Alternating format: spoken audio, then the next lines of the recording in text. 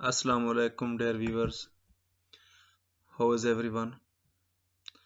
Hope so you will be enjoying your health.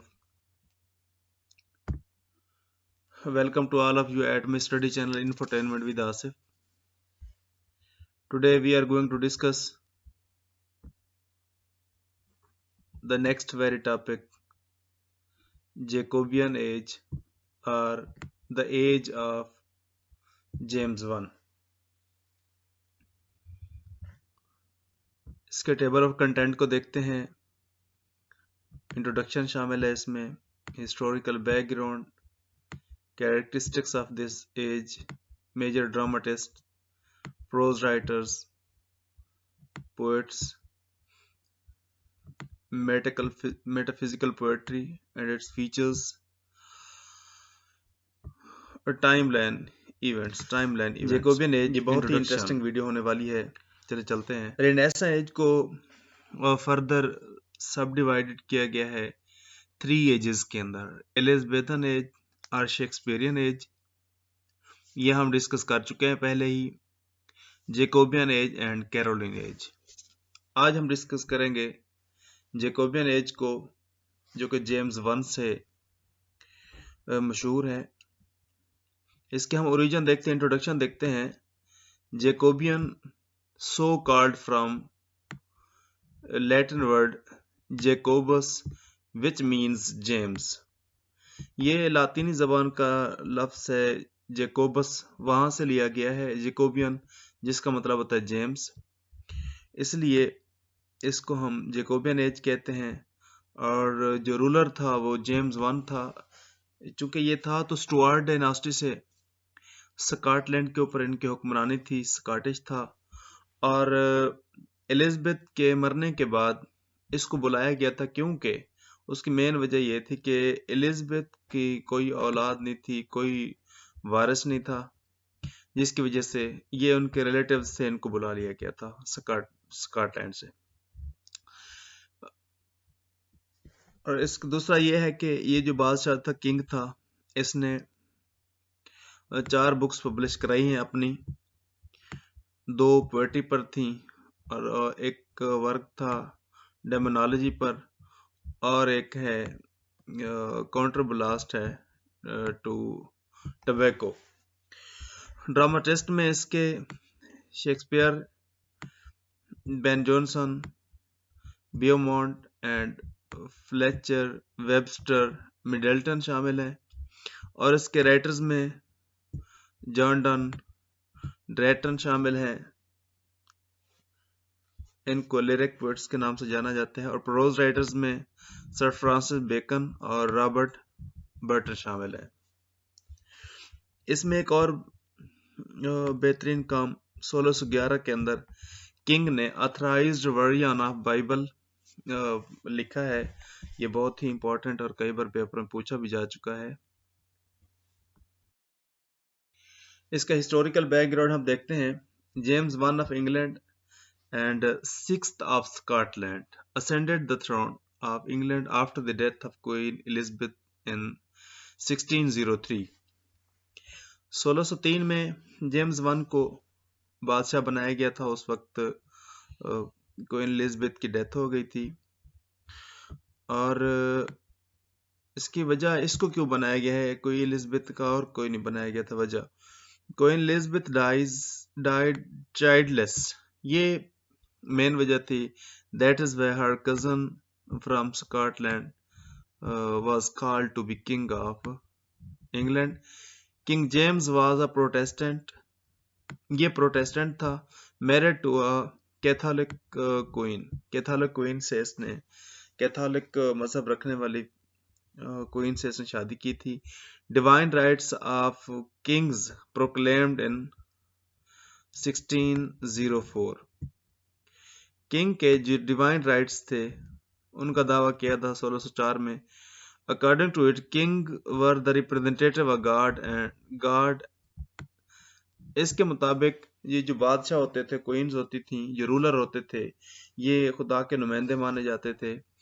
And दस answerable to him alone, और सिर्फ वो खुदा के ही जवाब दे समझे जाते थे।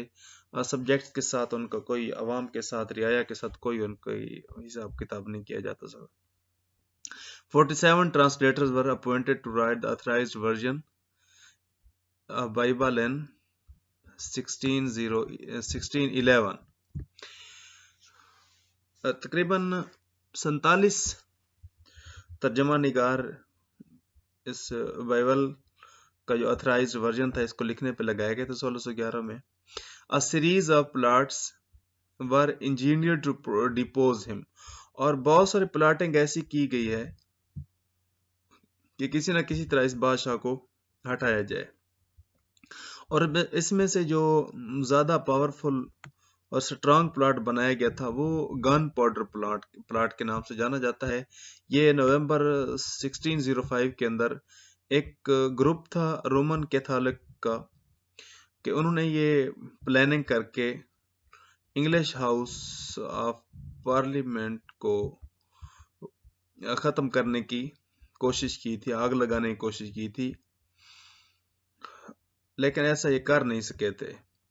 इनका जो हेड था, जो इनको लीड कर रहा था, वो था Guy Fawkes. It was discovered ready to fire and was executed along with the other 8 other conspirators। एक ये था, 8 इसके साथ और भी थे और इनको इकट्ठे फांसी दे दी गई थी। पता चल गया था इनको इन किंग का कुछ भी नहीं। जेकोबियन एज का जो लिटरेचर था उसकी क्या क्या खसूसियात थी वो हम देखेंगे। Jacobean age was a highly productive period in English literature, particularly drama. 3 prominent plays still produced today are from the pen William Shakespeare. इसके अंदर विलियम शेक्सपियर वैसे तो एलिजाबेथन एज के अंदर ज़्यादा लिखा है इसने, रिनेसा एज के अंदर, ये भी रिनेसा का ही पार्ट है जेकोबियन एज। लेकिन जब सब डिवाइड करते हैं तो जेकोबियन के अंदर इसने 3 ट्रेजेडीज ऐसी लिखी हैं जो कि अब यूनिवर्सिटीज, डिफरेंट यूनिवर्सिटीज में पढ़ाई जाती हैं। किंग लियर, मैकबेथ और Othello. Plays are among William Shakespeare's most famous tragedies and hint towards the darker tone that became popular during the Jacobean age. Many other Jacobean writers produced dark plays, और इस दौरान ज़्यादातर dark pledge लिखे गए थे, tragedies लिखी गई थी, डार्क कॉमेडीज लिखी गई थी, और इनका जो सब्जेक्ट मैटर हुआ करता था वो एविल या ट्रेजेडी हुआ करता, ये इनकी खासियत थी। These include plays by Thomas Middleton, George Chapman and John Webster. George Chapman also created the landmark translation of Homer's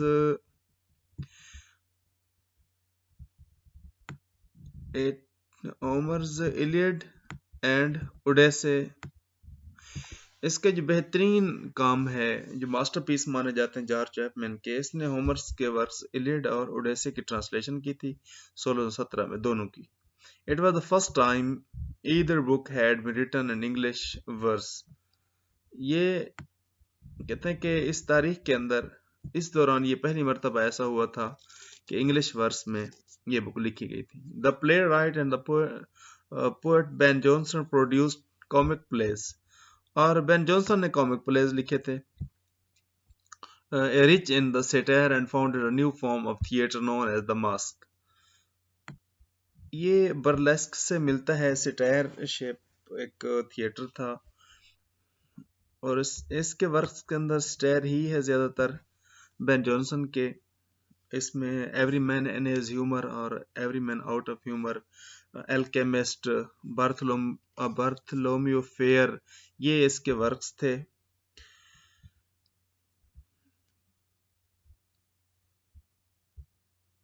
So the plays were often performed within the king's court, और ये pledge बादशाह के दरबार के अंदर पेश किए जाते थे क्योंकि ये ज़्यादातर टेक्निकल और एक्सपेंसिव होते थे, इसलिए वो बाहर परफॉर्म नहीं करते कि दरबार में ही इनको परफॉर्म किया जाता। जेकोबियन एज की खसूसियात क्या क्या हैं? Literature of Jacobean age was dark in tone and questioned social orders. Jacobean age was time of the great uncertainty. Many feared an impending civil war. हर चीज के अंदर गैर यकीनी आ गई थी और सिविल वार वो मंडला रही थी जिस चीज का उनको खौफ था मुसलसल. Shakespeare wrote some of most essential tragedies in Jacobean age. Shakespeare ने अपनी चंद ट्रेजेडीज लिखी हैं इसमें. King James' reign in Jacobean era was marked by intense conflict between Protestant and the Catholic. ये ऐसी एज थी जिसके अंदर पूरे यूरोप के अंदर प्रोटेस्टेंट और कैथोलिक के दरमियान झगड़े रहे हैं. एक और खासियत इसकी, one of the bloodiest wars in European history, the 30 Years' War, was fought between 1618 and 1648. एक बहुत ही खौफनाक जंग हुई थी जिसको 30 ईयर वार कहते हैं इंग्लैंड के अंदर. वो 1618 में जेकोबियन एज में ही स्टार्ट हुई है और कैरोलिन एज के अंदर ये खत्म हुई है. राइटर्स इसके हम ब्रीफली जो इंट्रोडक्शन इसका पढ़ा उसमें देख चुके हैं. विलियम शेक्सपियर और उसके वर्क्स यहाँ पर दिए गए हैं, इसको देख लीजिएगा यहाँ से.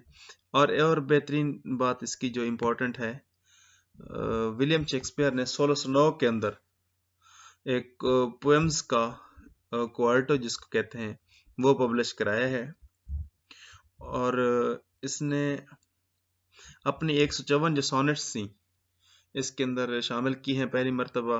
और इसको क्वार्टो क्यों कहते हैं? क्वार्टो इसलिए, क्वार्टो का मतलब होता है 4. इसमें हुआ ये कि single sheets of paper folded into 4. Single sheet जो पेपर की होती थी उसको 4 मरतबा फोल्ड किया जाता है, इसलिए इसको क्वार्टर के नाम से जानते हैं. नेक्स्ट जॉर्ज चैपमैन है. अभी हम देख चुके हैं कि इसका बेहतरीन जो वर्क है, इसने होमर्स की इलियड और ओडेसे को ट्रांसलेट किया है 1617 के अंदर. दोनों उसी में इसने ट्रांसलेट किए हैं.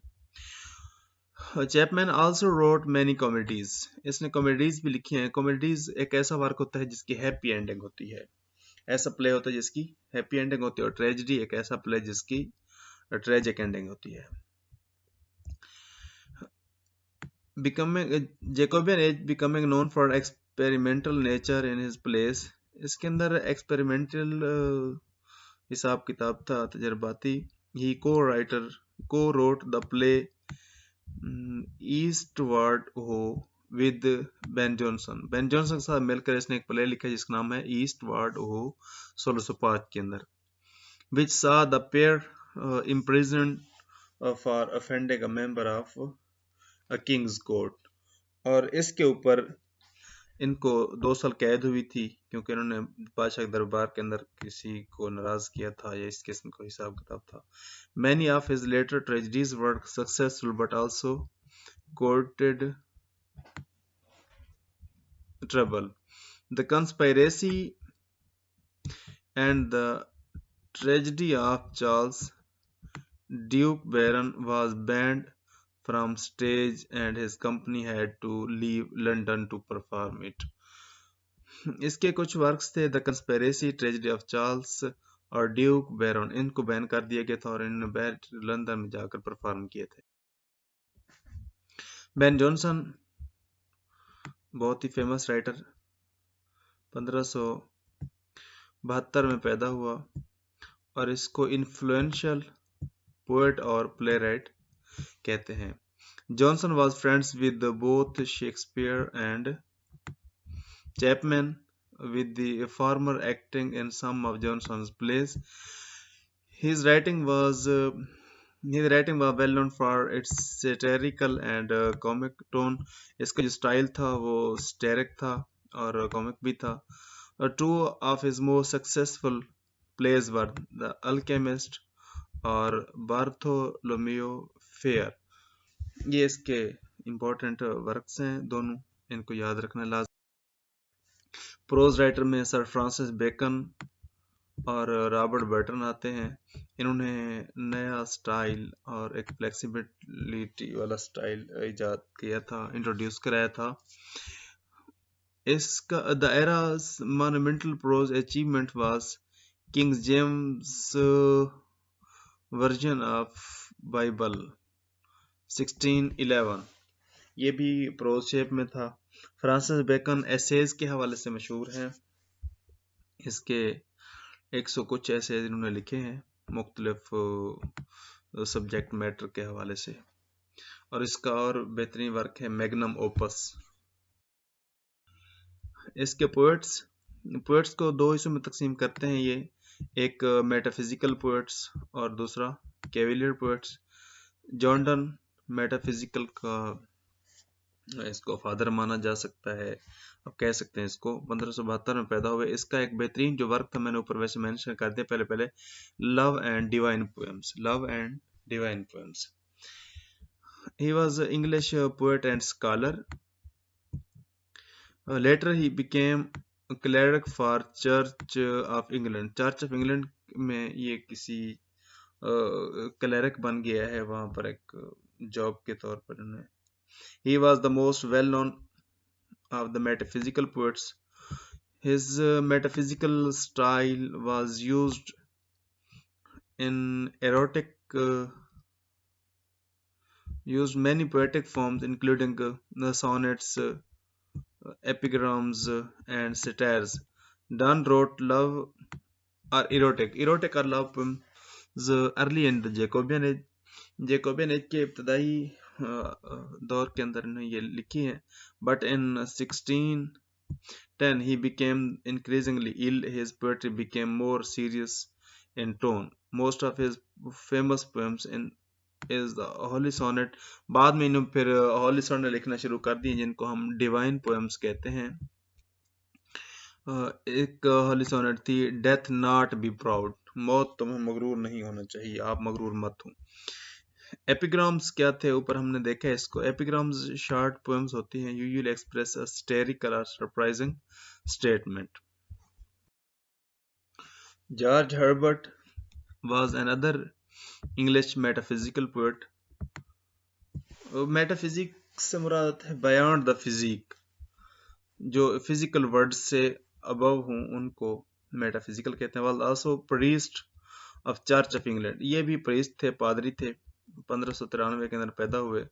George Herbert was some time called devotional lyricist इसको कहा जाता था, गजल गो जिसको हम कहते हैं। George Herbert's most famous poem is east wings. ये 1633 के अंदर लिखी गई है। May be because it is usually shaped like a pair of wings. Robert Herrick was born on 24th August 1591. Alongside Ben Jonson, he was an early pioneer of what became known as a Cavalier poetry. ये Cavalier poet था। Herrick was a lyric poet and Anglican clerics.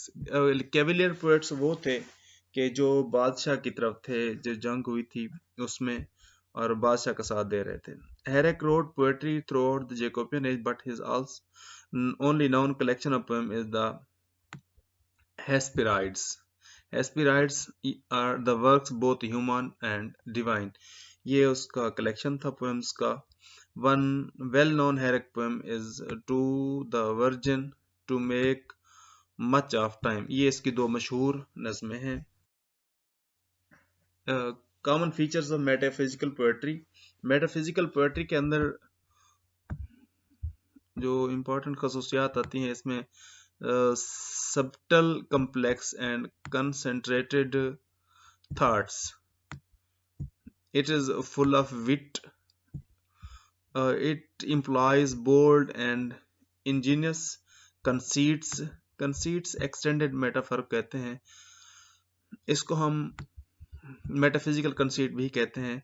ये क्या है? A combination of dissimilar images. Johnson ने इसे dissimilar, जो एक जैसे इमेजेस नहीं होते, उनको आपस में मिला देना।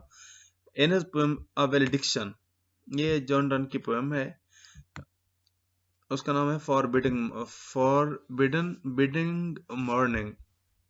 Done compares two lovers to a compass. ये ज्योमेट्रिकल एक टूल है, उसके साथ दो लवर्स का ये मुवाजना करता है, तो इसको हम कहते हैं conceit. It implies unusual images. Unusual, usual नहीं होते बल्कि ये अनयूजुअल होते हैं। Taken from different fields of knowledge like history है, जियोग्राफी है, एस्ट्रोनॉमी है, अल्केमी है, मैथमेटिक्स है। किसी भी फील्ड से वो इमेजेस लेके, फिगर्स लेके उनके साथ कंपैरिजन कर देते। It has a dramatic quality to it and often has an abrupt aggressive opening. Abrupt का मतलब होता है यकदम अचानक किस चीज को ओपन करना, और इसके अंदर पैराडॉक्स का भी इस्तेमाल किया गया है, अपोजिट चीजों को इकट्ठे ऐसे लिखा गया है। इसकी टाइमलाइन हम देखते हैं। टाइमलाइन बहुत इंपॉर्टेंट पॉइंट्स इसके अंदर, हम फैक्ट्स और इवेंट्स। 1603 के अंदर क्या हुआ था? जेम्स वन बादशाह बना था। वो कैसे बना था कि एलिजाबेथ का कोई फैमिली ऐसी नहीं थी, चाइल्डलेस थी वो, जिसकी वजह से इन्होंने अपने कजन को फिर बुलाया। वो स्कॉट में थे 1603 के अंदर, और उसको बादशाह बना दिया गया था। वो स्टुअर्ट फैमिली से ताल्लुक रखते थे। नेक्स्ट 1605 के अंदर क्या हुआ था कि गन पाउडर जो प्लॉट्स था बादशाह को मारने का, वो फेल हुआ था, और इसका लीडर कौन था? गाय फाक था।